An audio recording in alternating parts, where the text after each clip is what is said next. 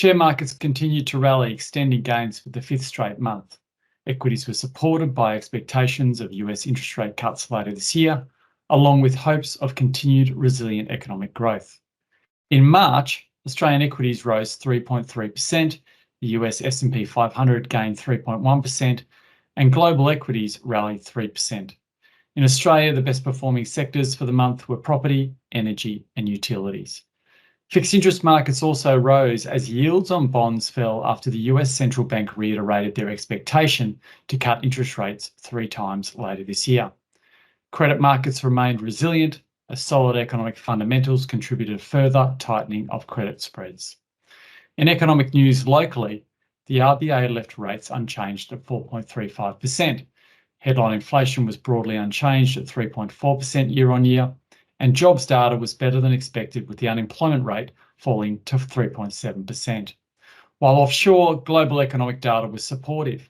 Manufacturing PMIs have bottomed out and services activity remains expansionary. Importantly, China's manufacturing data increased for the first time in 5 months.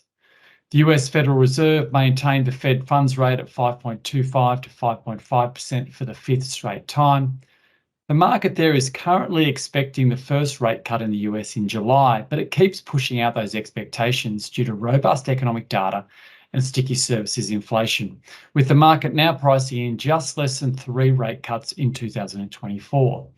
This is in stark difference to late December, where the market was pricing in 6 cuts over this year.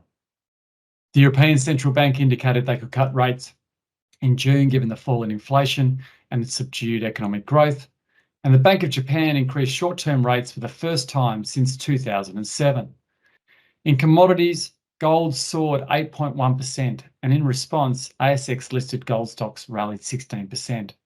Oil rallied 6.3%, and the LME-based metals index rose 3.2%.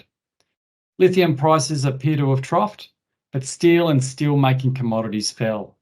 Iron ore fell 12% to US $103 a tonne, hard coking coal dropped 21%, and Chinese steel prices fell 4.6%.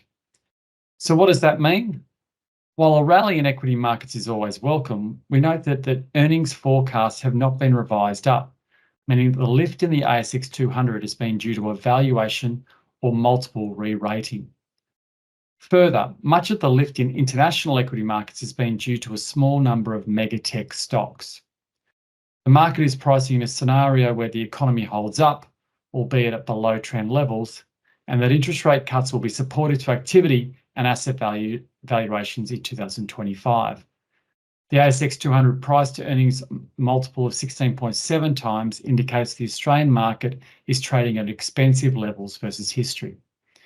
Given relatively full valuation multiples, some signs of stickiness in inflation, and delayed rate cut expectations, a short-term pullback in equity markets would not be unreasonable in our view. In this environment, we think our quality at a reasonable price investment process bodes well to preserve and grow capital of our clients.